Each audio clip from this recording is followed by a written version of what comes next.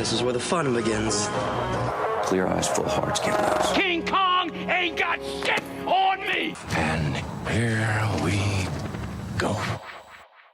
Hi, hello, guys. My name is Jessica Lemon, and I'm here with Derrick Myers. Say hello. What's going on, everyone?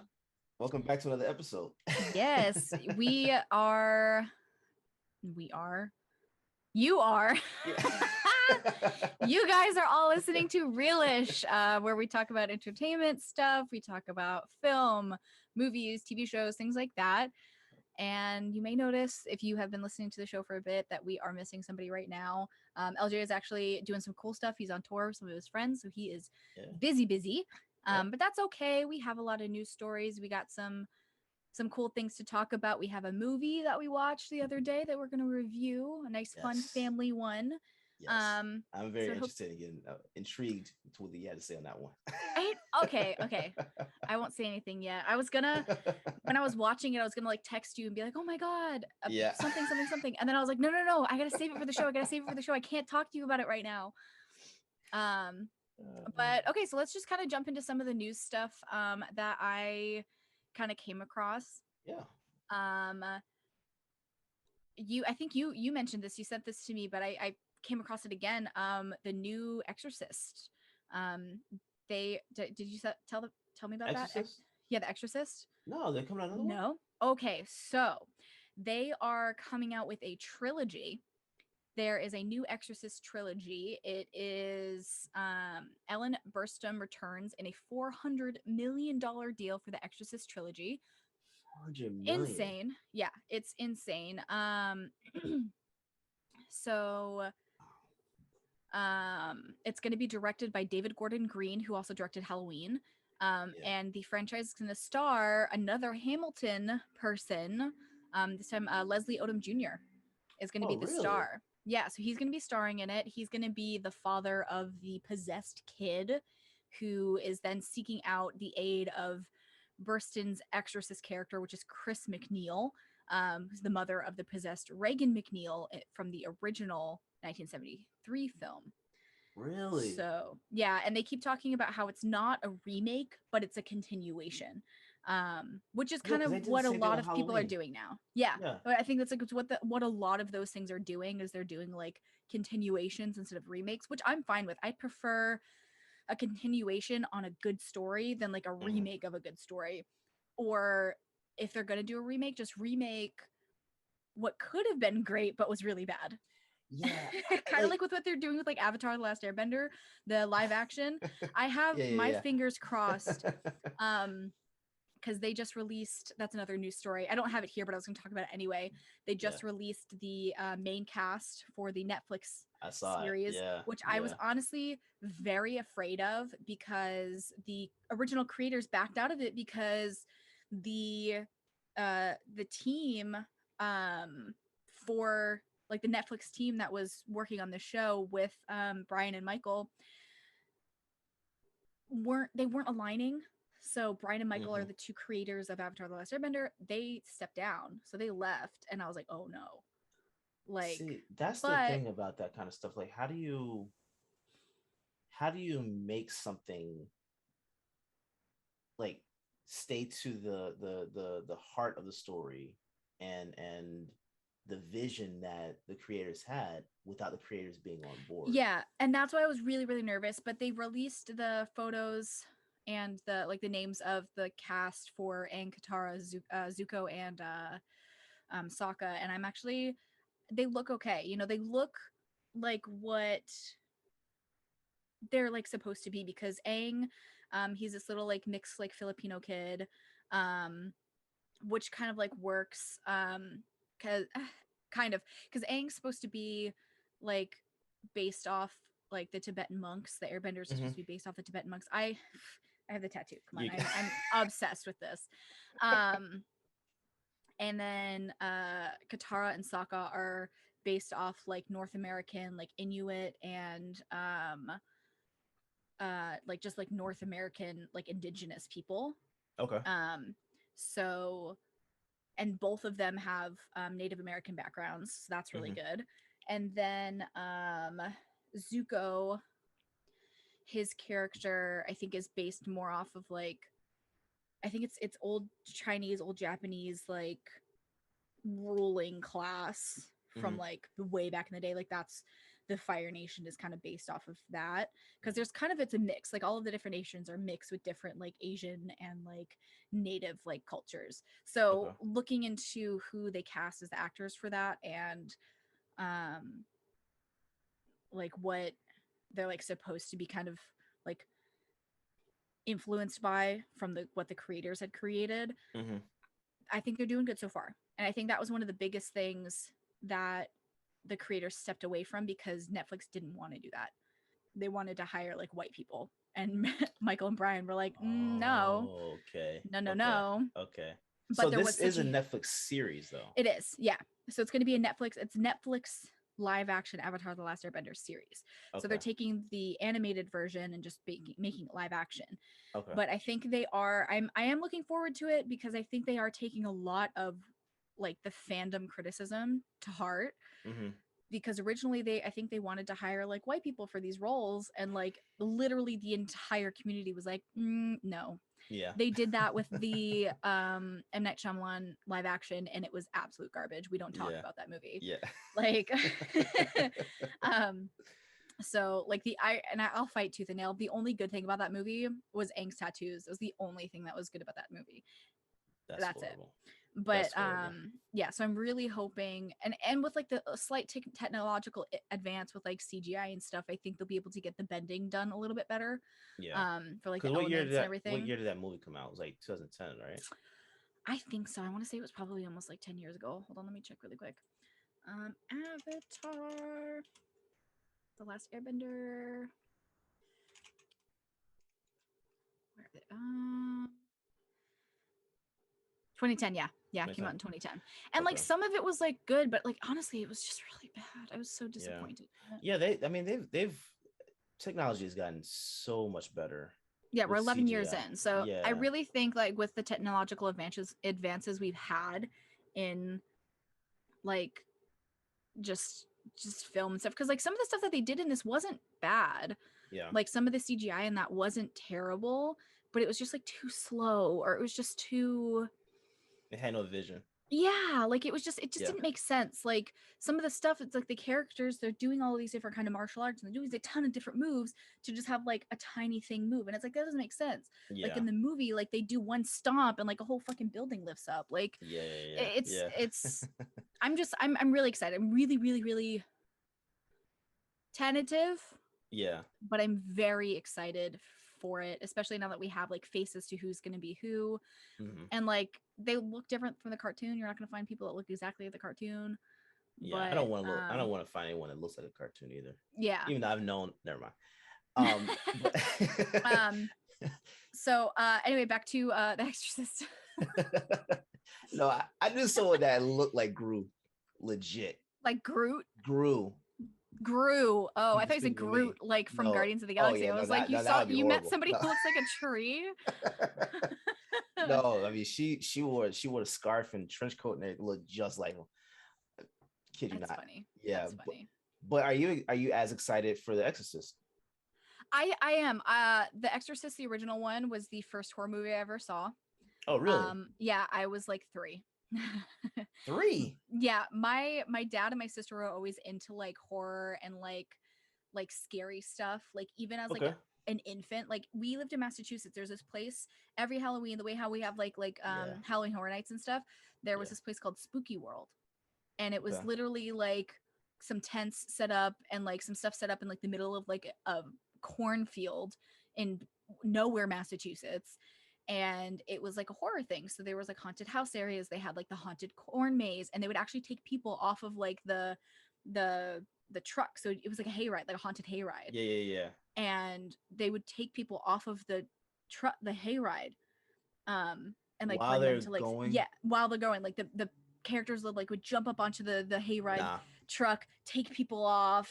It was terrifying. I would catch a charge going to something like that. I don't know how. I don't know if the people that like they took off were like part of the act. Like they were supposed to be just like a tourist or whatever, but they were actually part of like the thing. I don't know. I don't think so, because I think my sister was taken one time, And Really? and me, like, baby, I'm a baby. So that was like, I was always immersed in like that kind of stuff. And my dad was always like huge with like really creepy Halloween masks. Like he always had like the creepiest, like weird Halloween masks that he would like wear to give kids candy, and it was like terrifying. Oh Um, man. but yeah, I think I was like 3. We were watching it. Like my dad and my sister were watching it. She's 7 years older than me, so she was like 10. And I remember like being in our little like TV room and watching The Exorcist as I like a still 3 or haven't 4 year watched old. it. Um, it's really effed up. I've seen It's clips, I but I've haven't seen it. never I haven't seen seen the it original. recently. Like I think maybe one of the last times I watched it was probably in my like mid-teens, so at least like 10 or so years ago. Okay. 10, 12 years ago probably. So I would like to rewatch it like as an adult with like proper brain function so I can like understand everything that's going on. But yeah, it was the first horror movie I ever remember watching. I was like that and like Jaws. I watched really, really young. Oh man. Which you know makes sense now that I have like a paranormal podcast.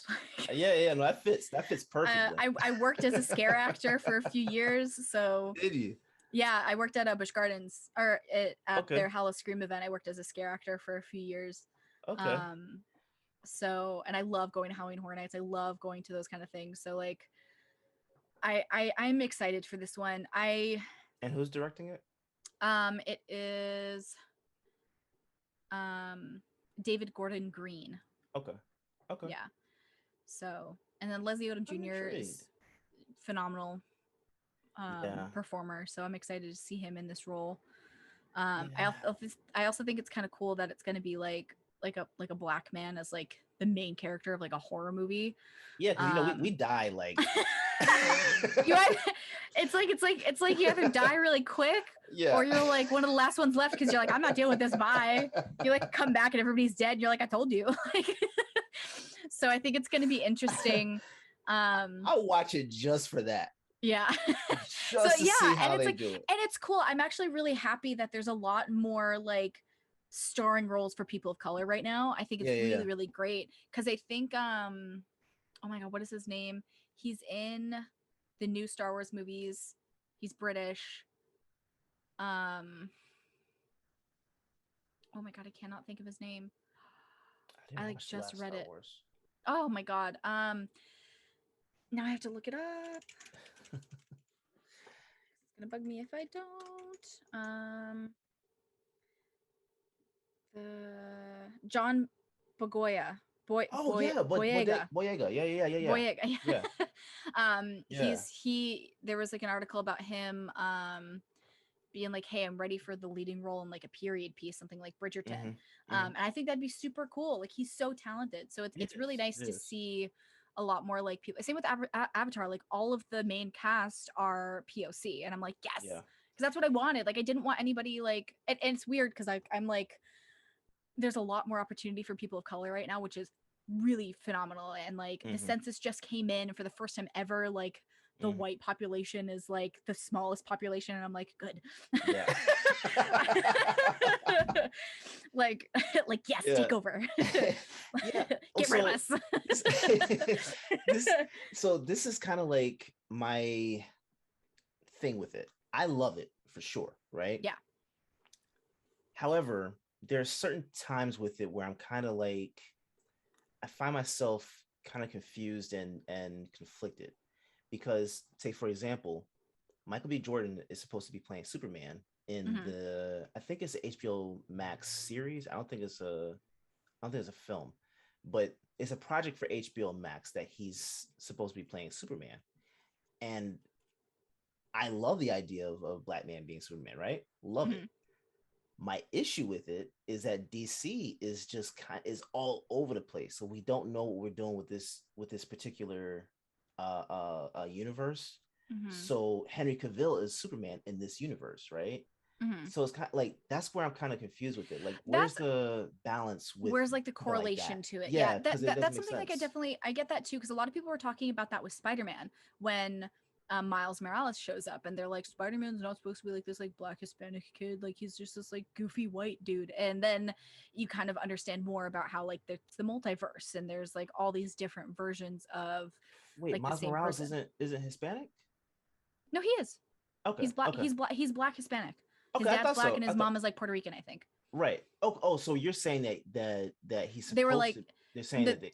no. They're like they were saying like Spider-Man's supposed to be white, Spider-Man's not black. Oh, Spider-Man Yeah, the character. Okay, I got you. yeah, I got you. Spider-Man the Okay, character, okay. but it's Yeah, like yeah, it's Miles Morales. It's his yeah. universe of It's a whole Spider-Man, different which is Spider-Man. like a whole different thing. So Yeah. I'm wondering if like maybe they're trying to do more of that Hmm. with like everything else, like having Yeah. Michael B. Jordan play Superman, even though like the same universe, it's Henry Cavill, but then is the HBO Max version going to be a separate like timeline, separate universe? Like what? See, That's and and see, that's that's the and thing that's where that it I gets hate. confusing. That's where it gets Yeah. confusing because it's like, okay, like Marvel created the thing where there's all this timeline, and now with like Loki, and you're kind of like, oh Hmm. wow, like the timeline's all over the place now.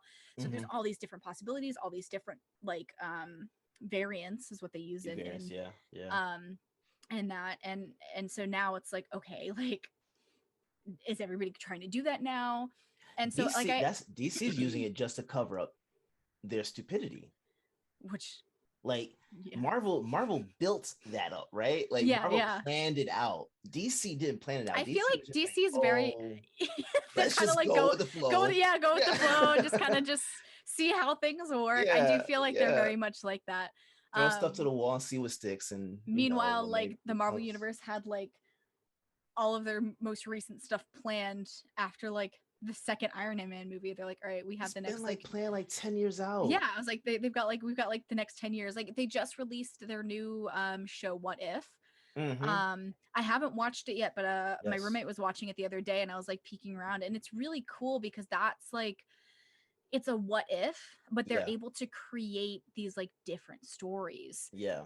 within like the same universe that it's like, oh cool, like that's what would happen if this person became that person or this like. So I'm excited to watch more of that. I've only seen a little bit of what my roommate was watching before I was like leaving for work or something the other day, but it looks really cool.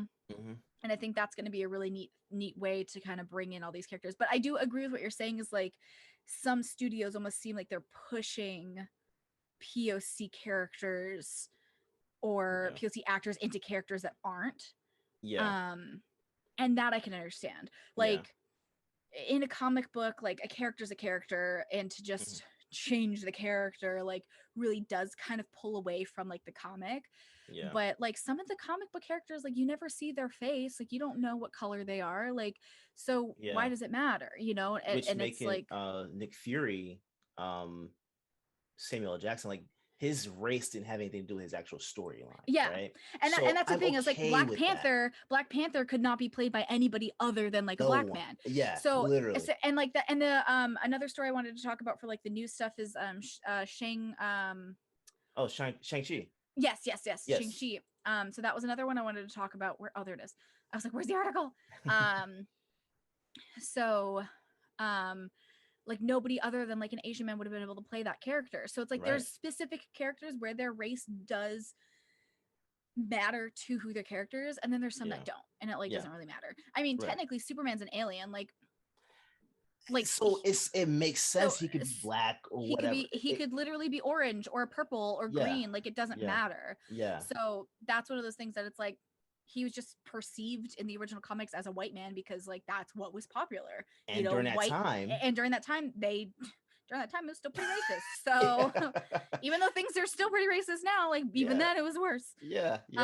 You know, so it's like it's things like that it's like sometimes it makes sense, sometimes it doesn't. Sometimes you can tell the studio's doing it just to try to get like backing by like certain demographics. Right, which is why like I don't like I love the idea of doing of exploring different races or identities of different characters. Love it, but don't placate. Yeah, That's where I like, and I'm not saying that like Warner Brothers or HBO is doing that with Michael B. Jordan. I don't know the story that they're gonna tell with this. yeah, like But I'm that's looking at his DC IMDb. in general. It's not even like on his IMDb as like an upcoming thing. So they still don't know what So the they hell they're still doing. don't know what's going on. So maybe Yeah. he's like not like if he's officially signed on, cool, but they probably have like no clue when it's coming out. No, like this, the only one there's most of these have dates, like 2022, 2021, because it's filming. This Mhm. one doesn't even have a date. It's Methuselah. Methuselah. I don't know what that is. And then Creed 3, 2022. Wrong answer doesn't have a date. It just says that it was announced. Yeah. You know, so like some of these things like, ooh, oh, this is gonna be good. The Methuselah with Michael Jordan, an action adventure story centered on a 1,000-year-old man who has used his time on the planet to develop an unparalleled set of survival skills. Okay. What? Excuse me? All right. Time All travel. right, Michael B. Jordan. Nah, Okay, but I like that. I like the inclusivity. I always yeah, get messed up with that word, but I love that. I love that. It's just don't don't like overdo it hate. just to like try to like not overdo it, but don't like do it to like please a specific audience. Like Jordan Peele is Oh just making good ass movies, yeah, you know, with and they black are people. yeah, it's like, and they're all starring, you know, black actors and Mhm. characters, and it's not being done in like a gimmicky way, like, oh my god, we made Superman black because Yeah. you know, it's like, no, like this is just like Yeah. this dude and like this his family, and like, oh, he's getting married to this girl, or like, oh, you know, it's this family and they're doing like whatever it is, like it's just that's just who the characters are. They're not like It feels it's organic. yeah, that's okay, yes, It feels organic, that's the word, organic. like Yeah. authentic, organic. It Yeah. feels, Yeah. it doesn't feel like they're trying to really push that like this family is like a black family and they're look at how Mhm. normal they are. It's just they're fucking normal because that's what they are. Which Like is they're actually the kind of feeling that I got with Fantastic Four, the one Michael B. Jordan did, where he played Human Torch. I know exactly what you're talking about. I don't know if I ever saw it. It's not worth Oh it. wait, no, I think I did. I think I did. Because dude, like It's not those worth it. movies, I wish that those movies Didn't those are okay. exist. No, I mean kind of. It's like the premise of them is so cool, but they've made like 3 movies with different actors and they're all bad. That's what I'm saying. Like, there's nothing. It's like they keep trying to make them be good, and it's like Yeah. you put a few really great actors in there because I think oh my god, what's his name plays Mr. Stretch, Mr. and Almost Mr. Fantastic. Mr. Fantastic. Oh my god. Yeah. Mr. Fantastic. I Stretch Armstrong. Miles Teller. And Yes. I love Yes. Miles Teller. He's from Tampa Yes. too. Like he used to be like a promoter at clubs and shit. Oh, Like, really? and you like, yeah. So he's like from Tampa and like Tampa, like Orlando. And you know, so I love him. He's a great actor. I would love to work with him. He's somebody I would absolutely love to work with. He seems like he's a great actor. Him and Dylan O'Brien, I would kill to work with them. But so he's in Fantastic Four, and it's like they put really great actors in these roles for these movies that just like are trash. Yeah, like they didn't develop the storyline properly, and storyline. I feel like the Fantastic Four, because like they're Fantastic Four is Marvel, right? Yes. Yeah. Yes, because what's his name? Old Michael B. Jordan also is Killmonger, so like he's both of those characters in the universe. It's almost like the Fantastic Four movies like don't actually exist within the Marvel universe. But the thing is that they that could. one didn't. That one didn't. That one wasn't an MCU. It was a Marvel project, similar to like one of the Incredible Hulks. Like it was kind of like that was kind of like what set it off. But the Incredible Hulk, the one with oh my god, he's in Fight Club. What the hell is his name? Ed Norton. Yeah, Ed Norton. The one with him. That's technically the MCU. Yeah, I was like, that one is. Yeah. But there was another one that wasn't. With Eric Bana. Who is that? I think that's his name. I'm seeing his face too. You said Eric Bana? I think that's how you pronounce his name. How do you spell it? Is he black? Bana. Yeah. Bana? No, he's white. He's Australian. Oh, he's white. Yeah. Oh, this guy. Yes. Sorry, there was an Eric Benet, Oh, and I was like that guy. That's why I was like, is he black? Because it popped up. So this guy, Australian dude, yeah. he was in a Hulk movie. I never saw that. Yeah. It came He was out also in Star Trek. Huh? 03? Oh, the Hulk. Oh my God, he played the Hulk. Yeah. And just Hulk. Yeah. So that one didn't have anything to do with the MCU. When did this come out? 2003. Oh, so this came out kind of like the same time as Iron Man. So that was kind of like its own. Yeah, the first Iron Man came out in 04? 03? Jesus. Yeah, dude, the Marvel universe has been around for almost 20 years. Yeah. That's why, like, Wow. Yeah, because me and my roommate we watched the entire Marvel Cinematic Universe like all the way through. I still have to finish. 08. It was 08. Falcon in 08. Yes. Okay, so kind of like in the middle. That's weird. So, This was just kind of like a one-off. This wasn't actually part of it. Nothing. Yeah, I think this one actually had a video game associated with it. It did Too. Yeah, that's what popped up. It popped up as the game because he played the voice in the game too. Yeah. But yeah, it's just I forgot what we were talking about, but like the studio's making characters. Yeah. Okay. Yeah. Studios making characters just to make characters to like fit placate. Yeah. To fit it seems like they're trying to match a fit quota. They're trying to reach a quota. That's what it feels like. Yeah. That's the thing that I don't like. Oh my God, we need to have like at least like 50% people of color in our films. Yeah. And it's like, okay, it's like, so we're gonna make them like really, really stereotypical. No. Yeah. Like, I don't get it. Tell unique stories. That like, yeah. It's like the same thing with like LGBTQ. Like they're like people are like putting these characters into films and shows, and like people that are actually part of the LGBTQ community are like, why are you playing on the stereotypes? Like it's like so and it just came out this week that Tim Drake's Robin came out as bisexual, I think. Oh my God, yes, that's right. Yeah, which is kind of like, I feel like, well, it's like the same thing with like Loki being kind of like non-binary because his character is both like female and male. Like his like the different variants are kind of like they're not all just like men. But how does that see? Okay, so that's what confused me. How is he not considered non-binary when they're in that's what I'm kind of confused. Because hold on, let me actually look that up because I don't know.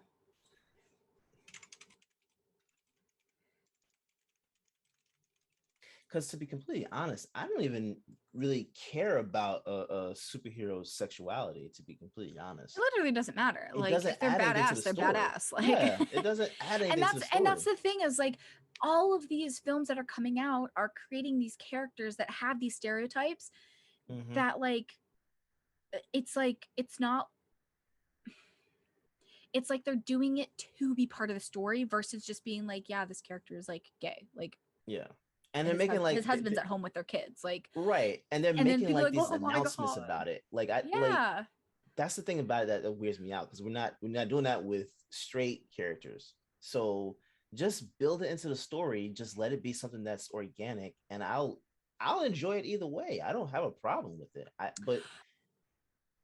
found it. So in the comics he is considered like fluid, like gender fluid, like non-binary.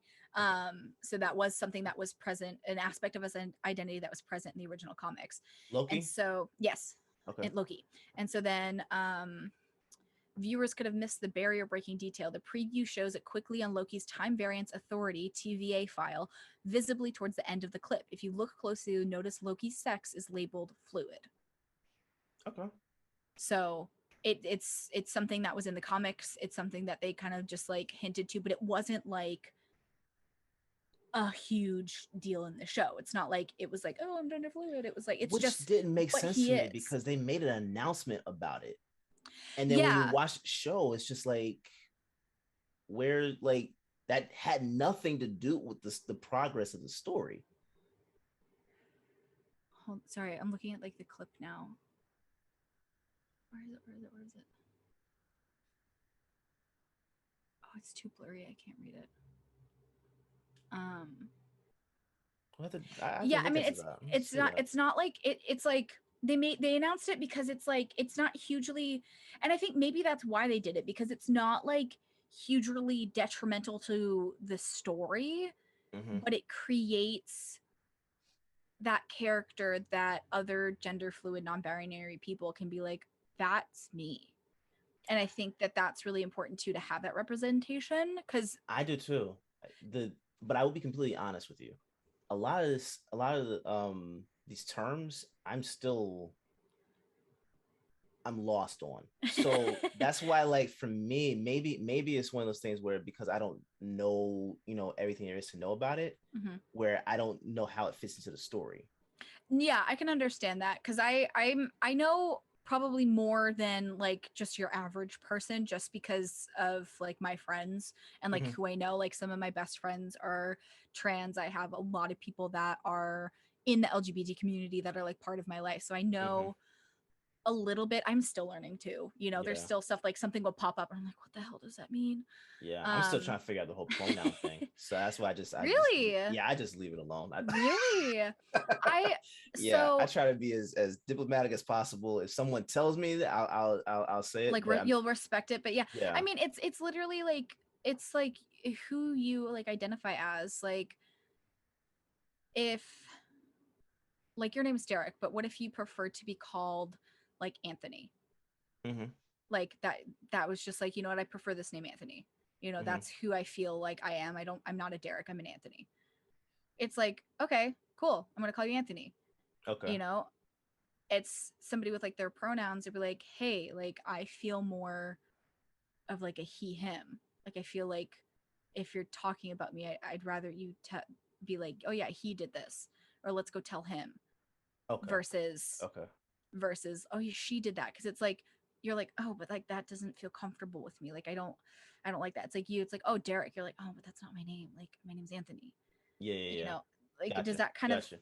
Yeah. it's hard to It's explain, well, but it's like that part but of it's it not hard isn't to explain. It's like, that part of it isn't really that difficult. I think I've heard some people saying, like, they yeah, like they them, them. that falls into that like gender fluidity, is they maybe not necessarily identify as like a female, but they also don't really like identify as like a man. Like the whole, it's like it's a spectrum. Yeah, Oh, gotcha. so Okay, that's what it is. okay. It's a whole it's a whole spectrum, because it's the same with like people, like let's say somebody's bisexual, Hmm. but they, let's say like I'm a girl, I'm bisexual, I prefer men, but I'm still attracted to women. So let's say, oh my gosh, I hit my mic. Every episode, every You met time. your quota. I met my quota for the episode. That's what happens when you talk with your hands. But let's just say you have like a line here, Mhm. and like you have that whole oh my god, I did it again. You have this whole like spectrum here, Mhm. and let's say like right in the middle, is like a straight person, Mhm. I guess. Yeah. So like if I'm a woman, this is a man, this is another woman, and I'm right in the middle. Uh-huh. You know, if I not necessarily like a, I'm trying to, it's basically it's a spectrum. So it's like maybe I like could be like bisexual and be like more on like the I prefer men, Mhm. but or yeah, I'd be more on this side of the spectrum, but Mhm. that doesn't mean that I don't also find like women attractive, or I don't also like have that in my head as like somebody that I could potentially be with in the future. Right, right, right, right. And I think that's what's really kind of hard. And then it's like some people are like, you're straight, like only on like men. You can like appreciate like a woman's like appearance, but you're like, I don't want to like be in a romantic relationship with them. Right. And then Okay. like vice Okay. versa, so it's a huge spectrum. See, this would be a good So movie. I would it would teach a lot, and because I like learning different things, like with stories anyway. yeah, So that would be a phenomenal movie to watch. but it is, Especially. it's super interesting, because it's like a thing. It's like people are like, oh well, you can't be this. It's like, okay, but like dude, like it's like you don't like, even as like a straight person, you're not gonna look at every, like for you, like I don't, if you're straight, I'm assuming. Yes. Yeah. That's just an assumption. Yeah. Because you're like, I don't, because you're like, I don't understand this other stuff. So I'm like, he's probably straight. Yeah, I know. But if you're like, let's say like you're going to the mall and you see like a bunch of women, you're not going to find every single woman there attractive. Oh no, not at all. So, and it's like the same thing. Like, it's like, just because like somebody might like both men and women, they're not going to find every single man attractive. They're not going to find every single woman attractive, but they're going to find people attractive. Yeah. And then there's like asexual, which is like more like they'll still like people for who they are, but they're not like sexually attracted to them. Like, they don't feel the need to do that. Like, that's not something that's like, and that's just kind of how there's so much to it. Like, I feel like I'm like not the right person to explain, but no, trust me, you've explained a lot more than I knew already. So I'm trying, it's like and then it's like one of the podcasts I listen to, and That's Why We Drink. It's another paranormal true crime podcast. They're huge. Their only job is the podcast. So they've made it. Nice. And they it's Em and Christine. Em has never come out as like anything specific, like non-binary or like just queer in general. But they go by they them pronouns. And they were one of the first people that I kind of was constantly like, not like in contact with, but constantly like, because I was listening to the podcast every single week, or when I first found the podcast, they already had a couple hundred episodes I had to binge through, Yeah. And so I kind of learned as the show went on, because at the beginning of the show, you don't really know that they go by they them. They were still being called like she her, and then it like a few episodes in, it was like, so sorry, like M goes by they them, and then that was just it. Cool, they them. Like, it wasn't like a big deal. And it wasn't a big deal. It's like, hey, you know what, I go by they them. And this was a couple of years ago, and even now they still haven't really come out as like anything other than just like queer. They're not saying that they're like non-binary, or like whether they're like what their sexual preferences are. Like, they're in a relationship with a woman and right now, and they're super happy, and it's like, it doesn't affect me at all. They're still the same person that I listen to on the podcast. Like, they're funny as hell. They're like super cool. I would love to be friends with them so bad. Like, they live in LA, and it's like they have a Bumble BFF, and I'm like, I wonder if I should get Bumble BFF and see if maybe I can match, because I don't really have any friends here. And that's kind of sad. I don't really have any friends here. And I'm like, maybe I should get Bumble BFF so I can like make friends. I'm like, oh, what if M comes up on my Bumble BFF? What if they don't swipe right? But no, but it's like it doesn't change who the person is. Like, they're still like the same person. They're just gonna be happier being more authentic to who they are. Which is why I don't think that has to be something like a major announcement for them to tell what a specific character actually is. I feel like just build it into the story. I'd be fine with that. I think it can be done like subtly, or it can be done like, and it's like with Loki, it doesn't necessarily like dictate his entire identity for the show. Like, it's not like a point in the show. Like, it's not something that's gonna hinder or advance his career or his character at all. It's just who he is. So you kind of you learn a little bit more about the character. That is something that for Loki specifically is in the comics, so it's something that kind of comes up in the comics. And I mean, Loki's a shapeshifter, right? Doesn't he shapeshift? Can he? Is that Loki, or am I thinking of somebody else? I think he's just more into he can replicate himself. Different things like that. I don't know if he can shapeshift though. Loki is the god of trickery, deceit, and shapeshifting. As the actual god Loki, he can shapeshift, but I don't know if Loki is a known shapeshifter, although for a time in the comics he struggled to shapeshift into anything that wasn't still him. So he can shapeshift, at least in the comics. I don't know if they do any of it in the movies. I can't remember. That's even gonna though I be just interesting. watched all of them. But Yeah. yeah, so because he's the god of mischief, trickery, deceit, shapeshifting, like he can be other. No, he does, because there's sometimes like somebody would like grabs him and be like, this is Loki. So I mean that would kind of fall into that like gender fluidity if he's able to maybe like sometimes he just enjoys being like a female. Yeah. Maybe sometimes he's just like, nah, I feel like being a dude today. Yeah. Like Yeah. that's kind of I feel like I know a little bit more about this just because there's a few people on TikTok that I follow that are like gender fluid or non-binary or trans, and it's just you kind of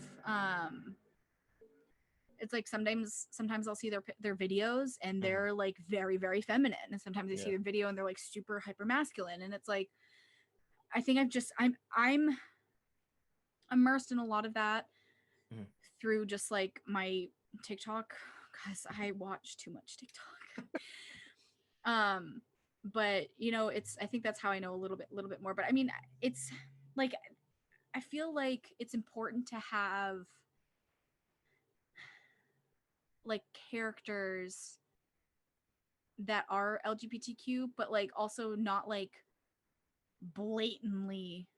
Yeah. Yeah. Yeah. You know what I mean? And it's Yeah. like the same with like people of color. It's like, yeah, you have these characters, but you don't need to make them play out the stereotype. For like the longest time, like any Asian character had an accent Yeah. and like was always like bowing or something like Yeah. that. Like it was so stereotyped, and it wasn't, it was it was really racist. Yeah. It's like, oh, but Yeah. like we have these characters, they're Asian characters, there's black characters. It's like, yeah, but like you got like the black guy picking cotton, and like the Asian dude like doing like martial arts, Yeah. like, which cool, but also like no. Like Yeah. you And don't need those characters in there like that. You can literally just have like the neighbor who's born and raised in the Bronx, New York, and they're mhm. Asian. But It see, and doesn't like, that's why like it feels like it limits. Well, not it feels like it does limit your storytelling ability when you're only playing into those stereotypes. yeah. So it's like you don't have to have like, if you have these characters, they don't have to be these stereotypes. And I think that's what we're starting to break away from in film, which is Yeah. great. And I'm really, really happy for that, because Yeah. it's like you can have like a gay character. God, I hit the mic again. Jesus. You can have a gay character and it's not like detrimental to like the entire story. Yeah. It's like the exact same as like when you have like a dude who's like the action hero who's trying to like, you know, get home to his wife. It's like Mhm. you can have an action character who's trying to get home to his husband. Like Yeah. it Yeah. it doesn't change like who the character is, Yeah. like in the story of it. Like it changes like, oh cool, like he's into dudes. Like, Yeah. okay.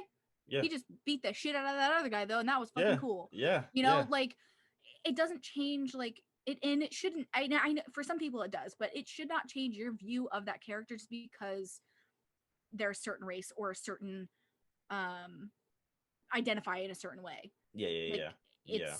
like the character's the character, and you should like the character for the character, not for like the color of their skin or the fact that they're into men. Like it's just Yeah. the whole thing. But I think recently there's just been a lot more like openness in film, Yeah. There has. Yeah. which is great, and I think that's super important with just like the growth of like humanity. Mhm. I think our generation, the generation after us, are definitely in a place where like we're not as judgmental.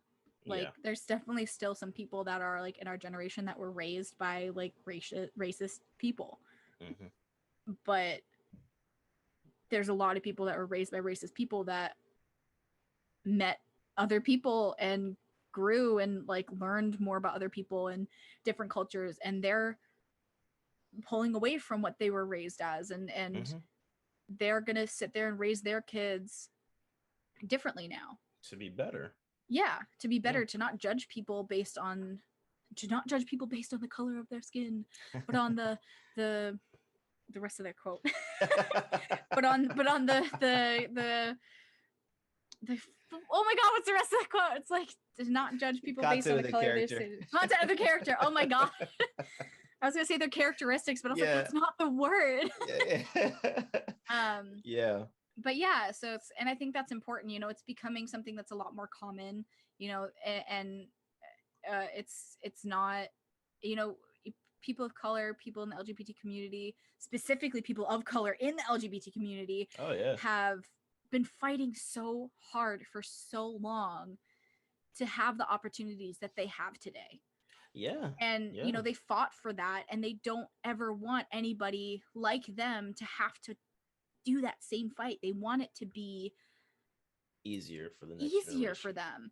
And I Yeah. think there's another thing with like generation is like the previous generation is like, I worked hard and I worked a million hours so I could do this thing to provide for my kids. Why do they think that they get everything handed to them? It's like, dude, like, don't you want them to not have to suffer the same way you did to have like similar things? Like, you want your kids to be happy and healthy. And if they're sitting there having to work like 90 hours a week just to get by, like, you don't want your kid to do that. Like, you worked really hard so they wouldn't have to do that, and now you're complaining about it. Yeah. Like, that doesn't make sense. It's like, I think our generation is definitely a generation. It's like, yeah, we're working our asses off to get like what we need to get so our kids don't have to work their asses off and not have any like as a like where we developed money for no reason. Like, we lived off the land. Yeah. Like, we didn't need money. Yeah. We're the only species that pays to survive.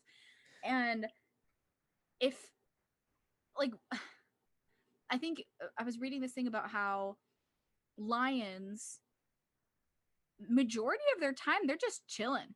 They're just laying around, chilling in the sun, relaxing. And when they're hungry, the ladies go out, kill some food, bring it back, and they eat. And then they like make babies, and then they just chill and relax. Like, that's their Sounds like entire a great existence. life. Yeah, I'm like, that sounds wonderful. Like, we've created such a complex society for no reason. Like, I should be able to just chill. Yeah. And like, when I want to go out and do something, I go out and do something. Yeah. But I can't, because if I just chill, then I don't make money. So then I can't pay bills. I can't feed myself or my dog. I can't pay my rent. So I lose my home. And we have all these stresses and stuff put on us because of what society has created for no real reason. Literally power. That's really all it is. Oh yeah. To have more power. Most definitely. Oh, Most oh my definitely. God. But I think the more that time goes by, with these different realizations and not only realizations, but calls of action, I think we'll be able to see the storytelling get that much better, because there's a ton of stories that we've not seen on screen. Yeah. Oh, and that's why I'm tired of these reboots. Yeah, and that's why I'm tired of them. And like, I get reboots because we're in a place where everybody feels really like nostalgic, and they want to kind of be reminded of what once was, before we were in a pandemic, before we were going through these like financial crises as a world. They want to be reminded. Adults. Yeah. And it's not even just that, it's just like in general, like there's so much going on in the world the past like 5-10 years that literally the past like 20 years, like, and it's just constant, just like struggle. And it's like, you know what, like this shit, like with Space Jam, it's like, oh, this came out like 30 years ago, like let's remake it, to like bring back before things sucked. So I think that's what it is. But I think with all of these like storytelling, like being able to tell more stories with like more people and more like it's honestly less white people telling stories about things that they don't understand. Like the new show Reservation Dogs. I legit just saw that on Hulu. I haven't watched it yet, and I want to watch it so bad. But I keep seeing like ads for it, and I keep seeing like a ton of there was this one thing, and it was like Native American people throwing away all the trash that they used to use to represent themselves now that Reservation Dogs is out.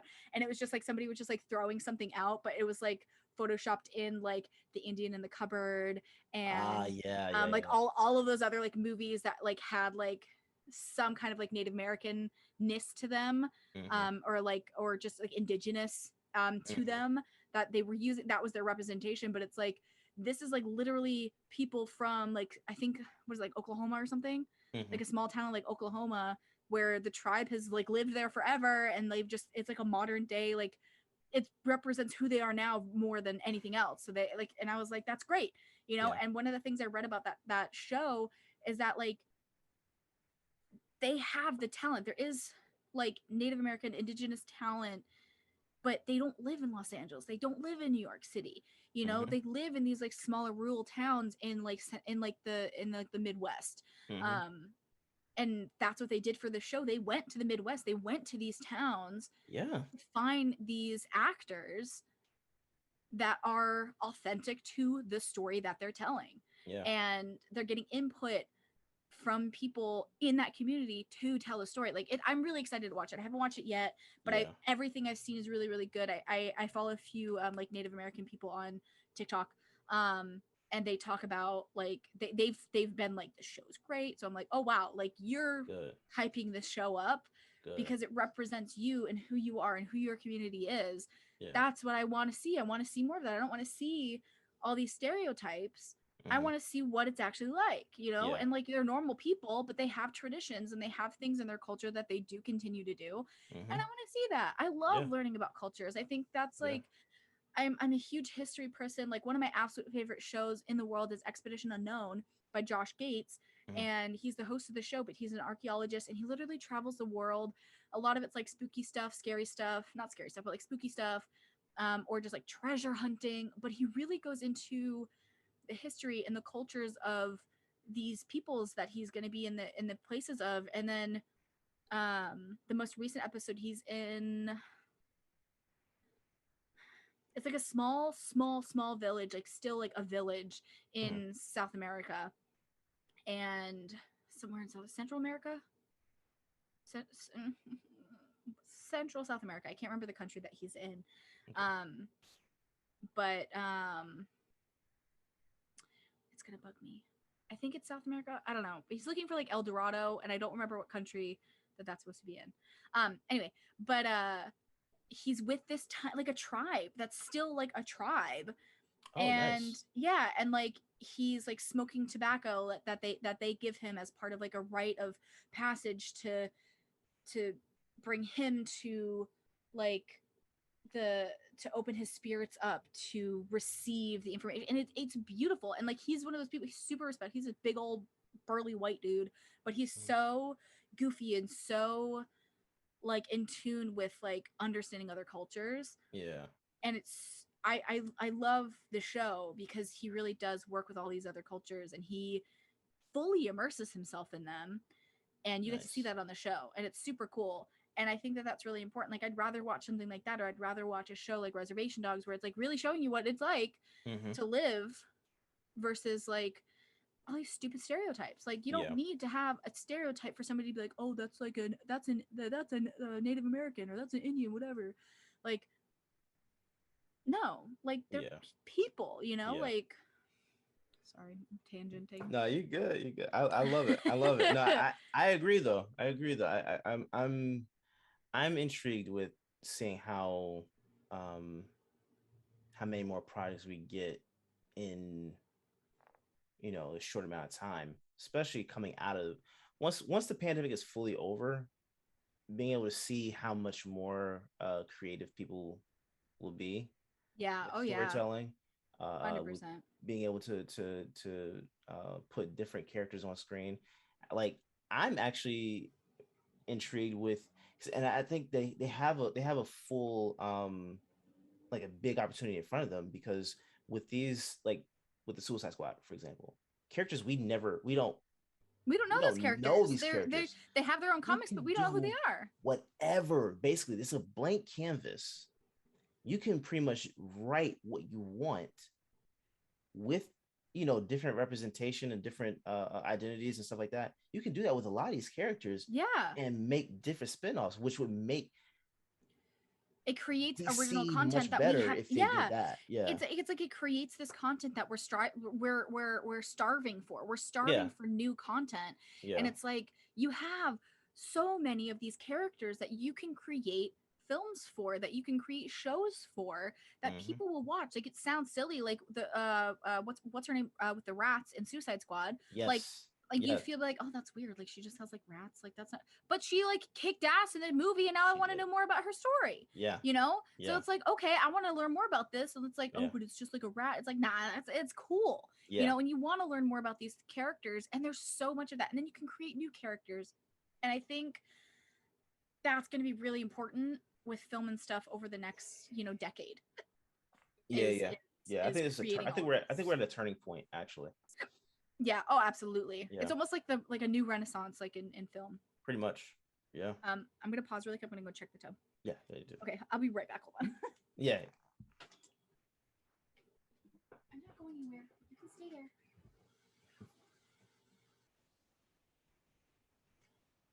It's okay.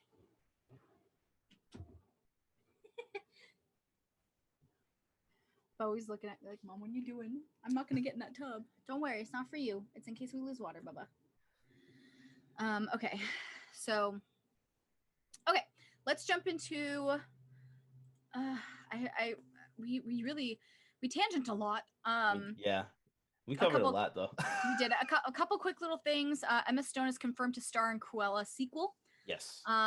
Which I just saw, which is really cool. I don't know if she's still planning on suing Disney, because Disney has officially cut ties with Scarlett Johansson for any future projects. I think she's finishing up a project that she has with them now, but Disney, I believe, has cut ties with her.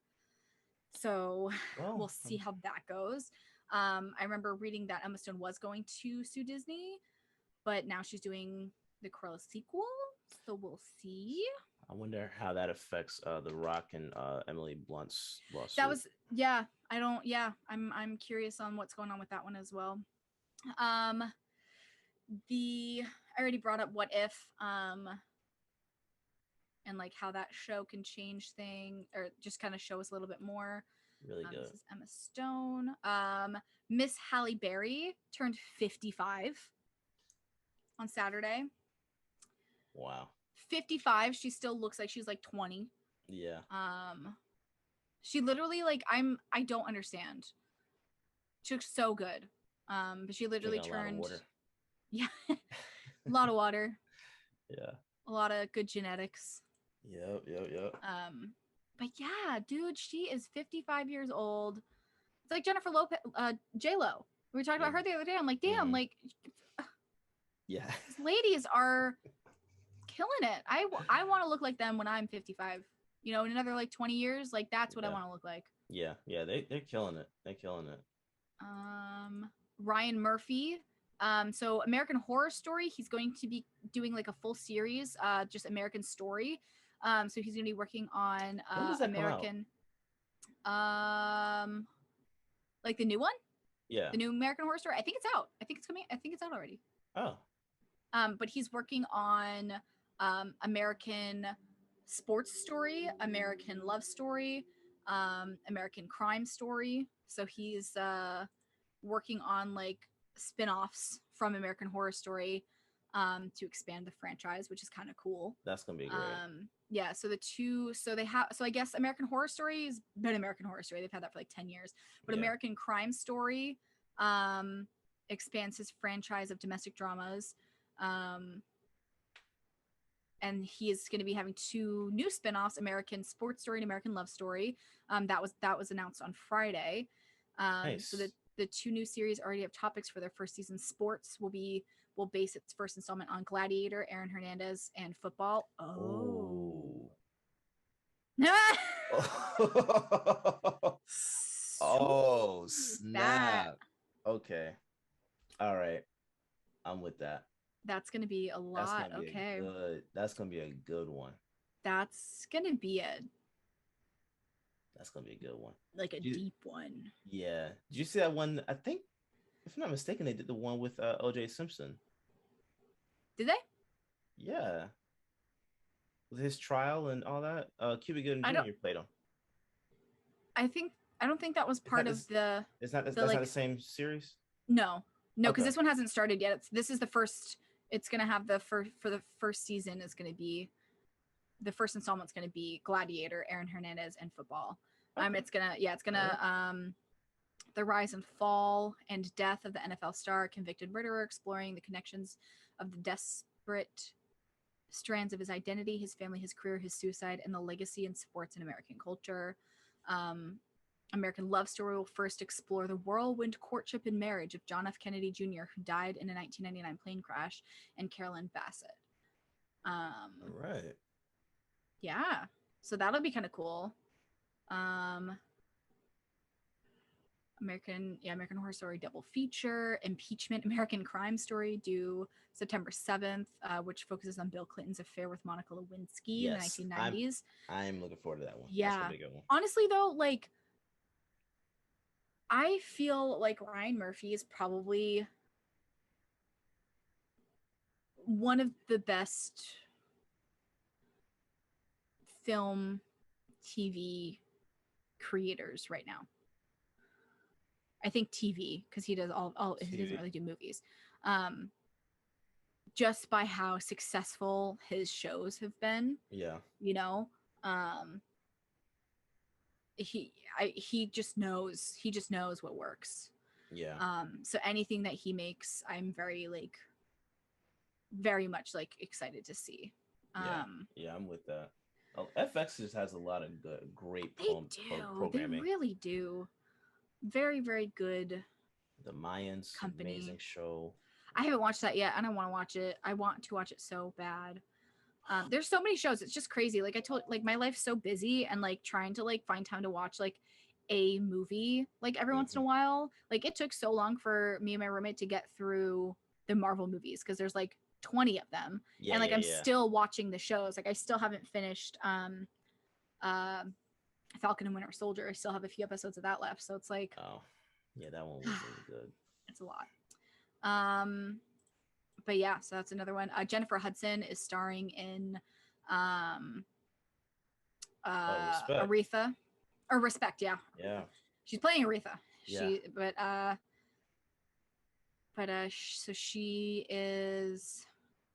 she was one of the last people on Earth to speak with Aretha Franklin. So she's taking that conversation that she had with her and really using it to portray her character and to, you know, do it as well as she can. And I don't think there's anybody else that could have played Aretha Franklin other than Jennifer Hudson. Well, Cynthia that I'm aware of. Huh? Cynthia Erivo did one. Just did a movie, I think like 2 years ago, if I'm not mistaken, maybe a year ago, but where it came out a year ago. Where she played Aretha Franklin, and that Cynthia Erivo. Yeah. I might be pronouncing her last name wrong, but yeah, she Erivo. Yes. Oh, she's beautiful. Yeah. Oh, who are you? Why don't I know who you are? I think Bad Times at the El Dorado. Oh, Harry. Oh, she played Harriet. Yeah. Oh my God, she was in Chaos Walking too. I want to watch that. We should watch that for an episode. Chaos Walking. It's 2021. Yeah, it's like a new movie. It's Daisy Ridley and Spider-Man, Tom Holland. Yes. I haven't watched it, but I guess she's in that too. That popped up. Yes, I'm with that. I would love to watch that one as well. Yeah. Oh my God. Yeah, she played Aretha, I think like a year ago. in Genius, the TV show. Yeah. Oh my God, I need to watch that.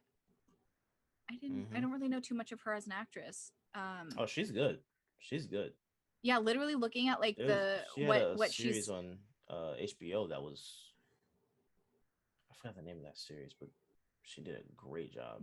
The Outsider? The Outsider, yes. It's like one of the series that she's in so much. Oh my God, I need to look more into this woman. She literally everything that I'm seeing that's like on her thing I've heard of and heard good things of. Yeah. She's oh my really God, good. Boss Baby. She plays one of the babies. Oh really?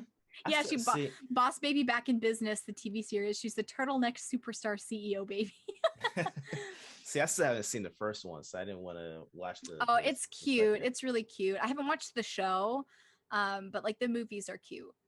I'm gonna check it out. Damn, she's in some shows too. And she has like 4 things upcoming. Oh my God, she's in Pinocchio. They're making a Pinocchio movie. Oh boy, Pinocchio. Stop. Oh my God. Is this a live action Pinocchio? What the heck? Yeah, didn't Jonathan Taylor Thomas do one? Maybe. Who's playing Pinocchio? Oh my God, Joseph Gordon-Levitt is the cricket. Tom Hanks is Giuseppe. Geppetto. Oh my God. Geppetto. Pep. Whoa. How do you say his name? I don't know now. Geppetto? Geppetto. I think it is Geppetto. Geppetto. Yeah. I literally just could not read that at all. Wow. Benjamin That's Evan hilarious. Answorth is Pinocchio. He is a child, so I don't know who you are. Let's look you up really quick. That's Oh gonna my be God, interesting. stop. He's in Haunting on Hill House or Haunting a Bly Manor. He plays Miles. That show. Those shows are brilliant. Haunting on Hill House, That Haunting a Bly crooked Manor. neck The new one. lady. What's the new one? Ugh, Crooked Neck Lady. Oh my God. Yeah, that one took me out. What's the next one's coming out too? I saw. Haunting, Yeah, I saw it. The Haunting. Flubber is the new one. Yeah. Dude, I would love to work with oh my God.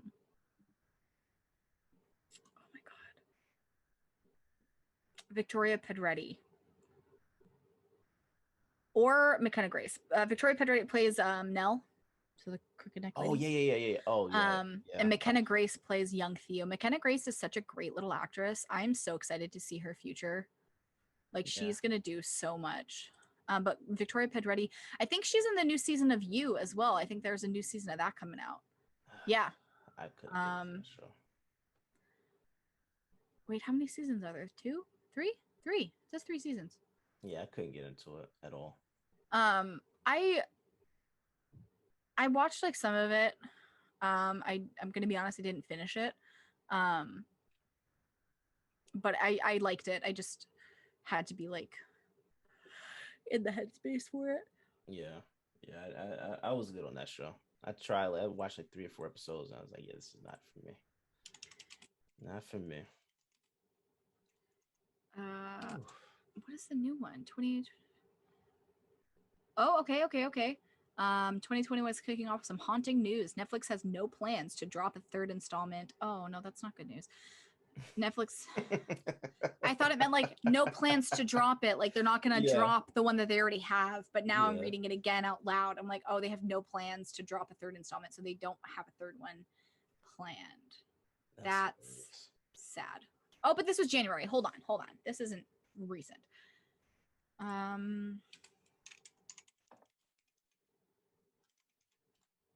spelled August wrong. Oh, that's not what I want. Midnight Mass is the next horror series from the mind behind Haunting of Hill House. Okay, so I guess that's a new one. Same. No, it's not, but it's just from the same creators. Okay, so it's probably still really good. Yeah. That's fine.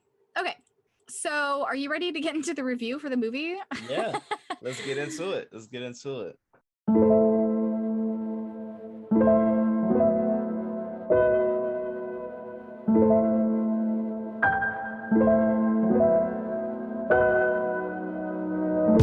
Hi, hello, ladies, gentlemen, and everyone in between. My name is Jessica Lemon, and I am the host of Sour, Sweet, and Spooky, a paranormal podcast with a little true crime squeezed in. Because where there's paranormal activity, there's gotta be some kind of true crime involved, right? I talk about ghosts, aliens, murder, cryptids, urban legends, conspiracy theories, and more. Stories from all over the world for you to enjoy every week. So check me out on social media at Sour Sweet Spooky and pretty much every platform that podcasts are found. And be ready for a brand new story.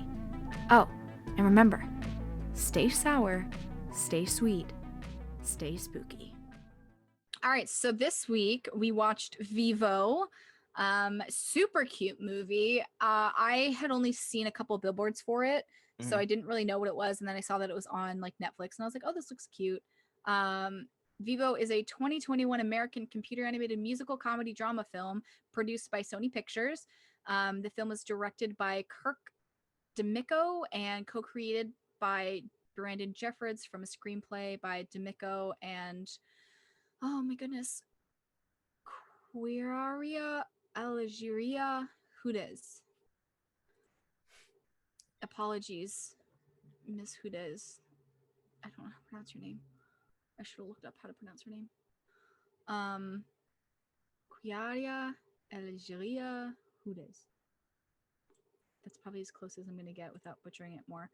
But it stars Lin-Manuel Miranda, Zoe Saldana, Juan de Marcos Gonzalez, Michael Rooker, Brian Tree Henry, Nicole Byer, and Gloria Esteban. The film marks Sony Pictures Animation's first musical film. Yeah, I see. I knew nothing about the movie before. I didn't either, other than seeing a couple billboards and seeing it pop up on Netflix on like the new things. I was like, oh, what's this? Yeah, I didn't even know Zoe Saldana was in this movie. Yeah, she plays the mom, I think. Yeah, I didn't pay attention to the credits. I didn't pay attention to any advertisements, nothing. But this was a really good animated film. And this is about the Cuba's culture, which I loved. Cuba. Yeah. I love that. I never understood how it went from Cuba to Cuba. America. Yeah. It's like, we're gonna go to Cuba. Es Cuba. Es Cupido. I see. I need to learn Spanish. I tried my hardest, especially in college. I tried. When I was in high school, God bless my professors, because that was rough. I took 2 years of it in high school, and both years my teachers were fired for inappropriate conduct. So I didn't learn a ton in high school, but oh wow, that's a dark turn. I thought you I thought you were gonna say they were fired because they weren't teaching the curriculum correctly. No, the first one was the girls' volleyball coach and was in the locker room all the time, and then the second one was a very beautiful woman who liked young men. Wow. So they got the boot. They hired people off the sex registry. Basically, it was Florida, so okay, there that we makes go. sense. But yeah, no. So I didn't really learn a ton in high school because my teachers were fired halfway through the year, and then our substitutes never really taught us anything. Yeah. So I didn't really learn more of Spanish until like more of my adult life, when I started working at Vans in Florida, because my manager was Puerto Rican, and then like half of our staff was some form of Hispanic. Again, Florida, like most people are. Oh yeah. And then when I moved here, and then when I moved here to LA, it's like 90% like Mexicans and like some form of like Central American. So everybody speaks Spanish here, and like I lived with my roommate and his family when we were like dating. I lived with his family, and they're all like Mexican, speak Spanish all the time. So I was surrounded by it for a long time. Wow. And I still don't fully speak it, but I can understand a lot more than I used to. And I can have like, I can have like a half conversation. Like, if you speak to me in Spanish, like slowly, I can understand like half of what's being said, and I can kind of piece it together. So then I can reply in English. But it's like the same at like work. Like a lot of people ask for like I know how to do like shoe sizes, men's, women's, like colors, things like that. Like I'm pretty good on that, and I can have some sentences here and there, but yeah, I didn't really learn it in school. Learned it in life afterwards. I've got the Duolingo owl hounding me every day. Yeah. He's like, you forgot your lesson, Jessica. See, and that's what's when I have kids, I'll probably learn with them how they. Yeah, I think that's something too. Is like whenever I have kids, like I definitely don't want my children to be only speaking like English. I want to get them into like several languages, because like even if I knew like a little bit more in Spanish, like I feel like my life would be so much easier. Yeah. Because like whenever I go places, like even when we go get to like food, like me and my roommate, we'll go to like order food, and he'll just like bust out Spanish and just like order whatever it is in Spanish, and I'm like, Yeah. Yeah. Yeah. what See. what what did you see Coco? Yes. Oh, I loved Okay, Coco. so what did you think was did you like how, let me rephrase this question. Did they show as much of the culture in Vivo to you as they did in Coco? Not at all. That's what I had a problem with, Hmm. because I love being able to hear the music and them talking about different things, but I didn't get a grasp for the culture Yeah, I agree. I definitely through feel this. like a movie like Coco had a ton more like cultural significance, Yeah, because that was kind of like the entire premise of the film the was Day like of the the Dead. cultural, yeah, there was the cultural Yeah, significance of like that world that yeah, was created was based on the entirety of like that culture. So I think that's why that movie had a lot more cultural significance to it than Vivo. I feel like Vivo had like a little bit of it, hmm, but really didn't show much, in all yeah, honesty. We really didn't get like a ton of like, we got like, sorry, the hiccups. We got like the pride of being Cuban, hmm, and seeing like the beautiful parts that Cuba is, because I feel like Cuba is very much um seen in a negative light, hmm, which honestly right now it's not doing too great either. There's a yeah, lot going on there that's not okay. yeah, There's like a lot of sick people, a lot of things. Like I wish we could do more, but they've got a kind of like a dictatorness. I don't even know. It's just bad. yeah, Um, so when you think of Cuba, you think more of like like the negative sides of it. So I think at the beginning of the movie, you really do see like how beautiful it can be, yeah, because it is. It's a beautiful country. It's just run by not so beautiful people. yeah, yeah. Um, Which is why I would have liked to have seen a little bit more of the a little bit more of like the beautiful culture that architecture is. and Yeah. yeah, Yeah, the yeah. architecture, like that that like courtyard area, that like Hmm. center, that was beautiful, like the little Yeah, fountain, it was really really yeah, cute. But that's yeah. kind of all you really see. You see that, and then like when Vivo is kind of going through the buildings to catch the song, Hmm. um you see a little bit of it, but you really don't see too much of it. And I wish I did see a little bit more of that. It was Yeah. definitely more like music focused, because even during like the musical performances there was a lot of extra animation, like when Gabby shows up and she's doing her song, which by the way, Hmm. the way Yes. Gabby shows up is so funny. She's like, Hilarious. so you're Vivo, right? Like um Yeah. and that was really cute. Like it's a cute movie, but like It if you're is. looking at it in like more like analytically, like I feel like they could have done a lot more with like the like Cuban significance. Yeah. I was also like I don't I didn't know it was Lin Manuel. I didn't know it was his movie. Again, like I had only seen like Yeah. the cover of it, like the picture of it. I hadn't seen really much else. Um, so when Vivo started singing, and I was like, "That's Lin. I that is Mr. Miranda. Yeah. What?" And that's when I first was like, "Wait a second," and I was like, "Okay, so it's gonna be." And the music is like it's very Hamilton. Yeah. It's I like, didn't watch Hamilton. oh my god, you need to Yeah, watch it. It's I so tried. good. I tried You gotta my watch best. you gotta watch it. Just I yeah, sit down and tried. watch the whole thing. I 'Cause see. My thing it's is, long, but I need a breakup. So like this was perfect. This is a balance of the story with uh um dialogue and then inclusion of and then music. the music. Yeah. That my I wanted to Hamilton was watch just this. It's pretty music. much like straight music throughout the whole thing. Yeah. But I mean, it's a musical. Like it's musical theater. Like that's kind of what it is. Which I Yeah. love musical theater. I do enjoy it quite a bit. But I know what you mean. Sometimes, depending on the show, I would like to kind of have like a break in between the song Yeah. and like the next bit. Like Grease does a really good way of doing Hmm. that. Like Hmm. because we did that show when I was in high school. And you have like bits that are just like a scene or two of dialogue, and then you have like a song, like a scene or Yeah. two of dialogue, and then you have a song or two. But my roommate, I was like, oh, we should watch Vivo, and he was like, no, it's got music in it, and I was like, so like it's still probably. He's like, no, I don't like musicals.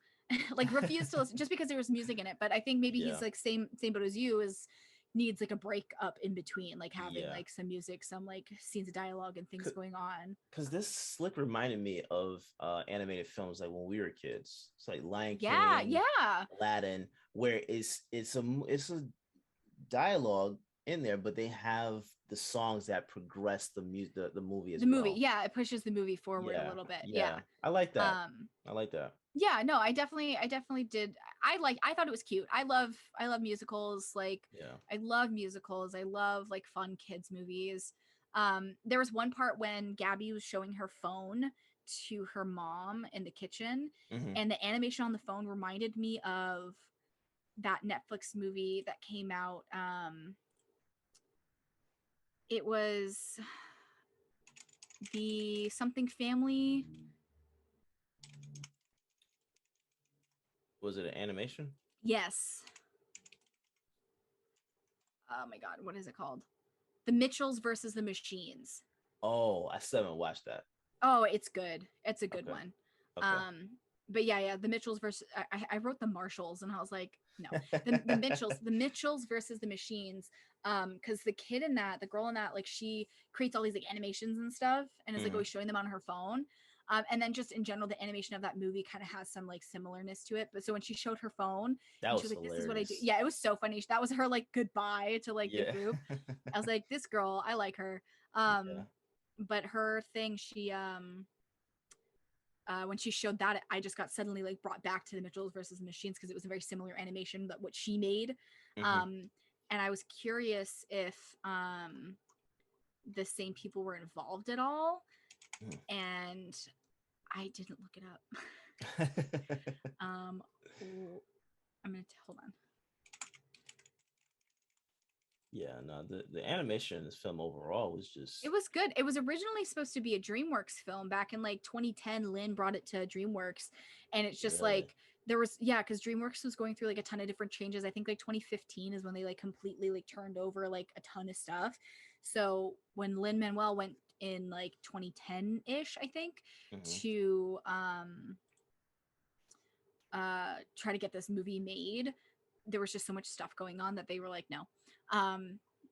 So then Sony picked it up a few years ago, and they were able to actually make it and put it together. See, Sony, I'm not gonna say too much about this, but Sony does better with their animations.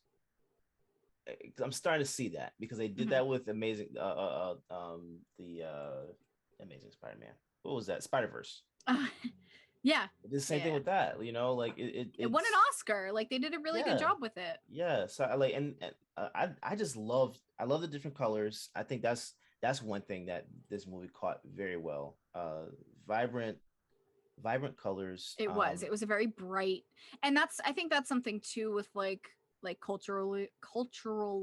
I think he was like, I think just Yes. Hispanic cultures in general are very colorful. Yeah. And they really brought that into like the whole essence of the movie, which Yeah.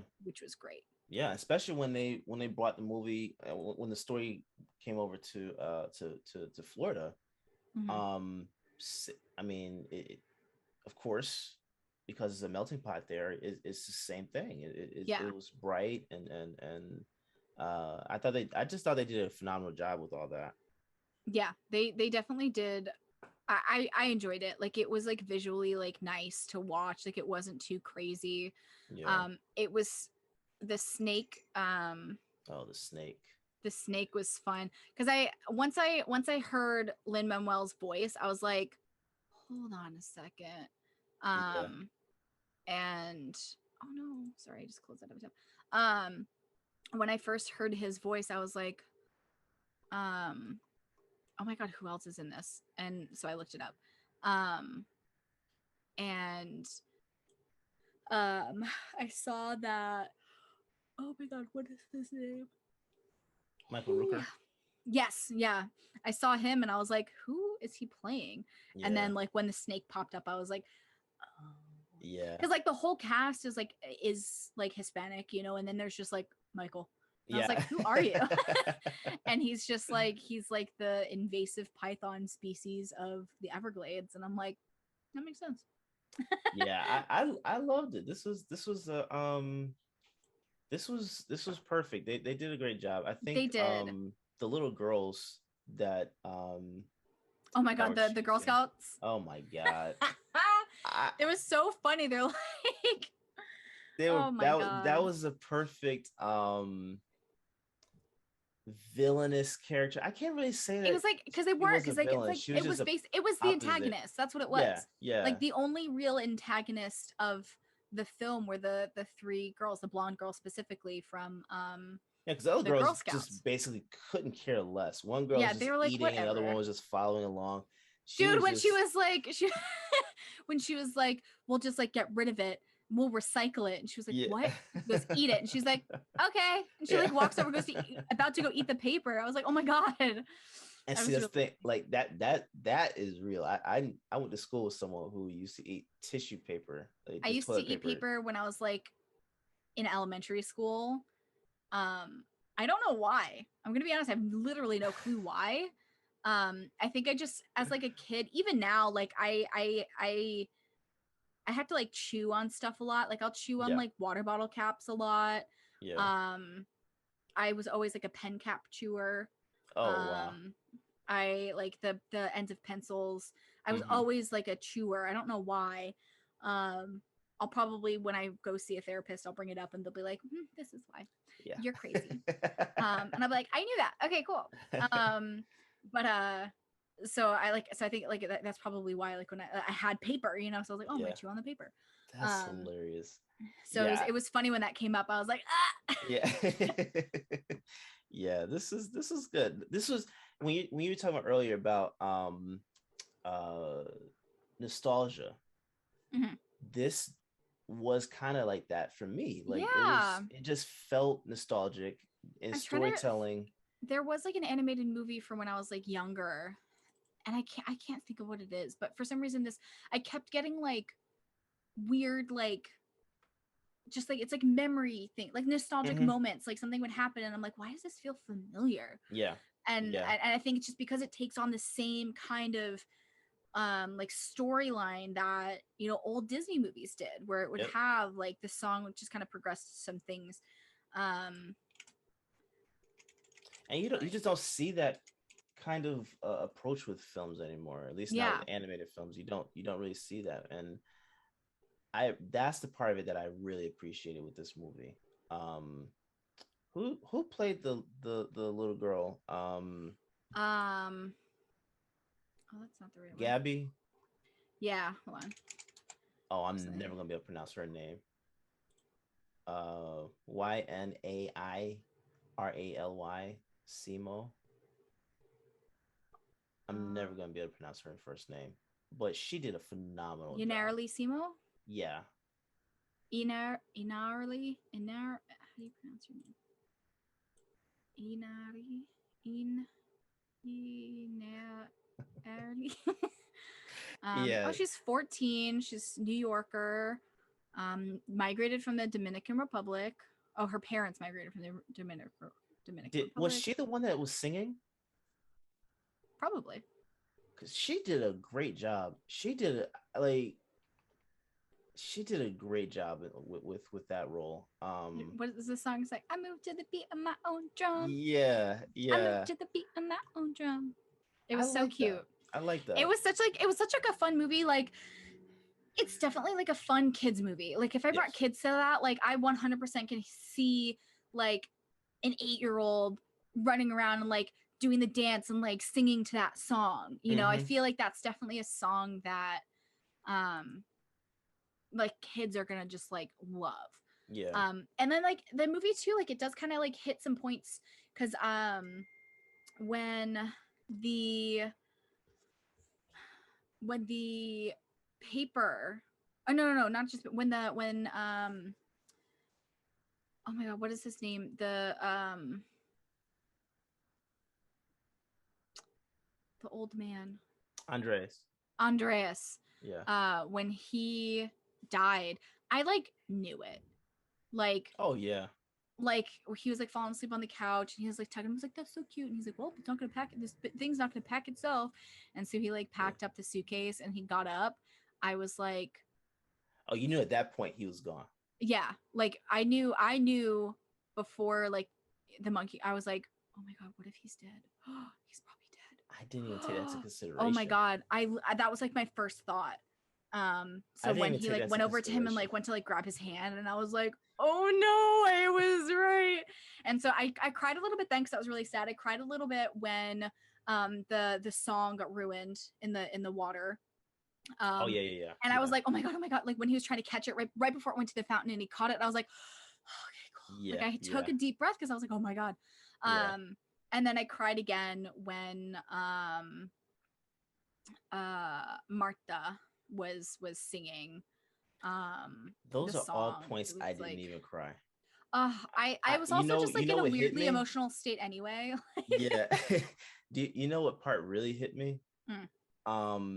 When at the end, when she was when Gabby was talking to her mom in the car, her mom didn't believe her about anything she was saying. Then Vivo comes in. He just smacks into the windshield. And she goes, ah! That was hilarious. That was really funny. But she that's when she believed her, and then she goes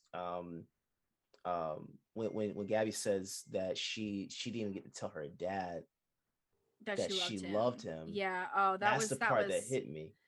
I was like, oh, that was sad. Yeah. I don't know if I'm ever going to be able to watch an animated film anymore without tearing up / crying. I feel broken. I am a blubbering idiot all the time. I was never like this. I didn't start tearing up with movies until probably a little over a year ago. Really? Maybe 2 years. Maybe. But these animated films are starting to make me like Luca. I think Luca almost ripped my heart out. So Coco got me. Oh my god. I've watched Coco like 10 times, and every time I watch it, I'm a blubbering idiot. I'm like, like but that's just like I'm very empathetic. I'm a very, very empathetic person. I have I pick up on everything from everybody. When I watch movies, I get so absorbed into them, and I think I was saying this before, it's like I want to be able to make movies that make other people feel the way that I do when I watch them. Right. So like when I see a movie and I get really like emotionally invested and I cry, or I just get that like tight feeling in my chest, like it happens all the time. It happens in real life too. Like sometimes I'll just like see somebody crying and I'm like, I feel you.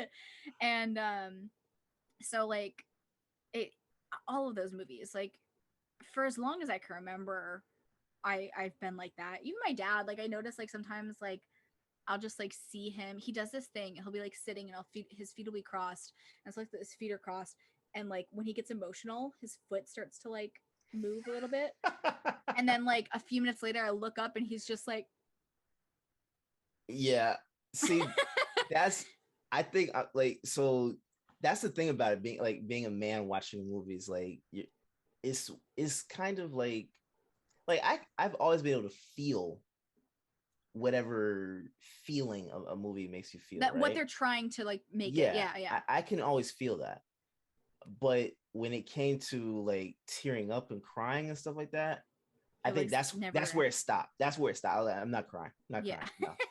No, I'm too strong for that. I'm a big old strong man. I don't cry in movies. Look, my last relationship, like I don't know what happened. Like I do know what happened, but like she got me to be able to really get in touch with that whole side. And since then, your sensitive side. I'm a sensitive guy. I wear my heart on my sleeve. So these movies literally just they get me too much now. So that part did it. The reason why that part actually did it for me is because I had a friend that died unexpectedly a few years ago. That it was the same those same words. That's exactly what I said when he passed. So I was that immediately was just like a needle into your heart. It just hit me from different areas. I'm like, bro, come on now. You're like, this is not what I wanted. It's not what I wanted to feel, man. I just wanted to watch the movie just so get it and understand what it was so we can have a review. I wasn't trying to cry. Like, this is not what I planned. I didn't want this. Yeah, but I overall, I I think I would probably say that this was like a 9 for me. Mainly, Yeah, and I just can't say 10 because I wanted more, like you were saying earlier, from an analytical perspective. I want more of the culture. Like I don't care. Like I know the music is a part of the culture, right? yeah, yeah. But I wanted more of um like let me see some more food or see Yeah.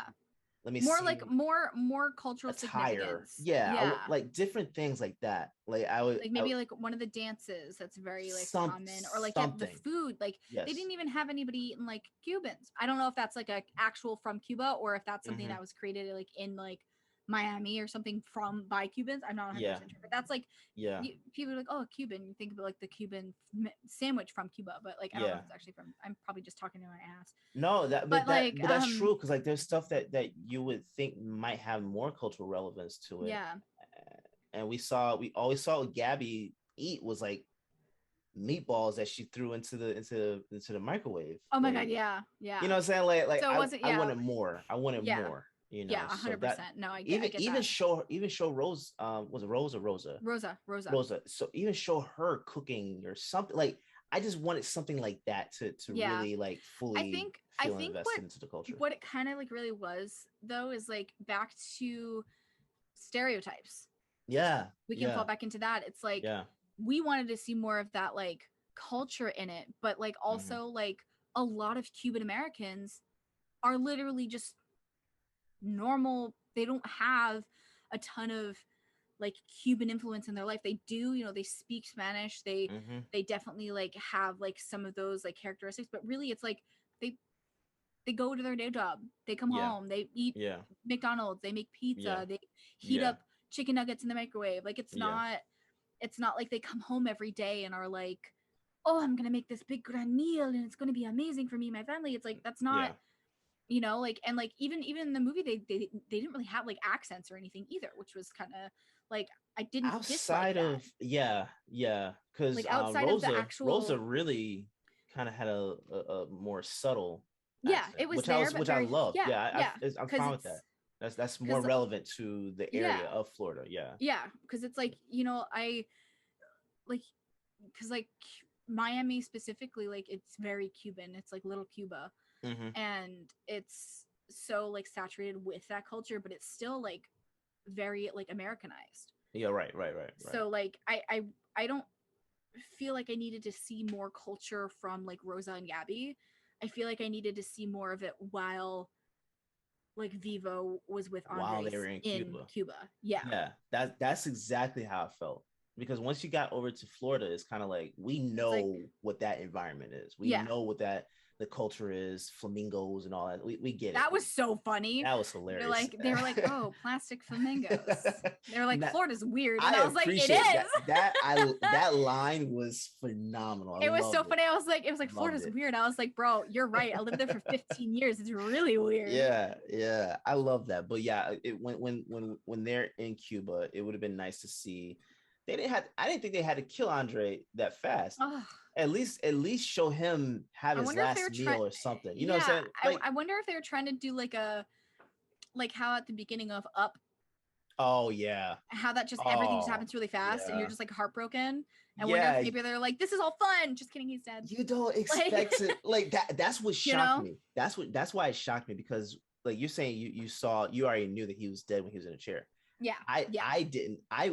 When the moment I realized it was how the angle was for the camera when Vivo goes to open the doors or whatever. The doors. Yeah. I it was like right before that. It was when Vivo woke up. When Vivo woke up. Yeah. When Vivo woke up, I was like, oh no. Yeah. I don't know why. I don't know what it was, but my brain was just like, this is how the story progresses. Yeah. Yeah. So it was like sad and kind of sudden. Yeah. So but I felt myself stressing out a little bit too. Like when he passed, because I was like, now how the hell is he getting to Florida? Well, and that's what because I was thinking about that too, because I was like, okay, so he's dead. All right. Vivo is sad. Okay. Yeah, And then it's like there was no real grieving time at all. at Because all. then the wind blew and the song flew out the window, and then he was running after the song, and then he got the song, and then they were at like the funeral Yeah, or like not the memorial Memorial. Yeah. like thing, and I was just like, I did cry a little bit at that just because I thought it was just like it was just I think when I watched it like yesterday, Mhm. not yesterday, the day before, Mhm. and I was just like that day at work was just like super annoying, and there was just like even like after work we have a group chat, and there was just a lot of nonsense going on in it, and it was like stressing me out while I was watching the movie, and I was like, I'm off. Like, why is Yeah, this job bothering me right now? Like, I yeah, don't need to have this message. So I like said what I needed to say and then left the group chat. So I'm not in the group chat anymore because like I yeah, don't care. yeah, Anytime I say anything in the group chat, nobody ever like replies or like responds to me anyway. So I'm like, there's no point in me having this, and it's giving me stress when hmm, I'm off. yeah, So bye. yeah, Um, yeah, and so like that was going on while like I was watching the movie, and I was like, I don't need this stress. So I was like already like in like a kind of anxious state. So like yeah, everything in the movie was just like yeah. That hit you harder. uh so like everything, because I was like already like stressed, and like my anxiety was already really, really high. So like any like the flowers, they're putting the flowers, I was like, oh my god. And then when he picked up the flower, he's gonna put it down, and then he didn't. I was like, oh my god. Yeah, that one hit. That definitely um hit. Yeah, yeah. Also off topic, the girl's name who plays Gabby, Yanirli. Immediately. Okay. Yanirli. Ye like he, Mm. Yanirli. Yanirli. That's Okay. really pretty. Yeah. Um yeah, Yanirli. Okay, cool. I had to look it up. It was gonna bother me if I wasn't gonna able to pronounce it. I feel you on that. Yanirli. I try not to focus on it because I knew that's exactly what's going to happen to me. But yeah, um what's your overall rating on it? um I'm gonna rate it a little bit lower. Just cause even though I did get like some emotional from it, I feel like it was kind of, you know, it was cute and it was a good movie and there was good people in it, Hmm. but I don't feel like it was one of those like animated films that I'm like, oh my god, I need to see this again. Like Oh Coco, no. you Yeah. know what I mean? Like Yeah. Coco, like I've literally watched like 10 times. I will watch it 100 more. Yeah. And I Yeah. will Yeah. like if I'm bored, I will be like, let's put Coco on. You know, Yeah. because I love it. It's such a good movie, you know? Yeah. This one, like I watched it and I was like, okay. You know what I mean? Like it wasn't like something that I'm like dying to see again. Yeah. So I think I'm gonna put it at like a 7. Yeah. Because it was good, and again, like there wasn't as much like cultural relevance at the beginning that I would have liked to have seen. But also like I mean, like, it's kind of like how Cuba is now. So it's not like there's people out and about like celebrating stuff like, you know, and if we're gonna compare it to something like Coco, there's no competition. Yeah. Yeah. Yeah. Um Yeah. but I don't know. I liked it. I feel like some things could have been a little bit different. So like 7, like a 7. It's a That's fair. cute movie for kids. I definitely Yeah. think like kids like anywhere from like 4 to 10 would really enjoy it and Oh, enjoy they'll be the songs entertained. in it. Yeah. They'll be highly entertained with Um this one. Yeah. but it's definitely like a Netflix kind of release. Like it doesn't, I wouldn't be able to see this like in theaters, you Oh know. no. No. So Not at all. Not at yeah. all. It's like a 7-ish. Yeah, I'm with you on that one. I might have to lower mine a little bit because I didn't think about that. The rewatch value Yeah, isn't you there. said a 9 and I was like, "Oh, okay." Yeah, no, the rewatch value definitely plays a impact. I'll give it an 8. I'll give it an 8 because Okay. I don't see that I'm gonna actually rewatch this movie either. Yeah. This is not like one of those instant classics for me, but Yeah. it did its job. Yeah, it's It a cute definitely did its movie, job. you know, Yeah, like yeah, if I'm like trying to if I'm like let's say I'm babysitting, we're trying to find something on Netflix to watch, like maybe I'll put it on. yeah, yeah, Um yeah. Perfect. but if they have Disney Plus, I'm just going to put Coco on. So like Yeah. but yeah. Yep. Well, I think that's it for us. Yeah, we've been recording Yeah. for like 3 hours. Jesus. Cuz we started Well, at like 11, 12, yeah. 1, it's almost 2. Jesus. Have fun editing this. It's gonna be amazing. Oh my goodness. Okay. Well, I would like to thank everybody for listening to the show today. Yes. If And you if you have made it any this far, God, yeah, thank we you. really rock with you, man. We really went all out. We did a lot of like. I feel like our discussion at the beginning was pretty good. It we was didn't. necessary. I think that was good. Yeah. Anybody that's listening or watching on YouTube, comment, rate, review, just so we can kind of get some feedback from you guys. I would love to hear more. Yeah. I haven't really seen a ton of feedback yet, and I would love to see more. Yeah, please let us know what movies you want us to review. Yeah, as well. any movies, if there's anything like a show, like I'll sit down and binge a show so we can talk about it. Like I'm down, or we can just like talk about like Avatar. I'm down for that too. I've watched every episode multiple times. I could go in depth on that. I could have my own podcast on that. Yeah, you should. I should. It's so good. Well, the creators, they actually have a show now. It's called Braving the Elements. Okay. And it's Dante Bosco he plays Zuko in Avatar, and then Janet I can't think of her last name. But she plays Korra in Legend of Korra. Okay. And so they host it, and they've had like the creators on, they've had some of the other actors on, and it's a really good show. They're going through like the episodes and kind of talking about it, but it's really neat. Okay.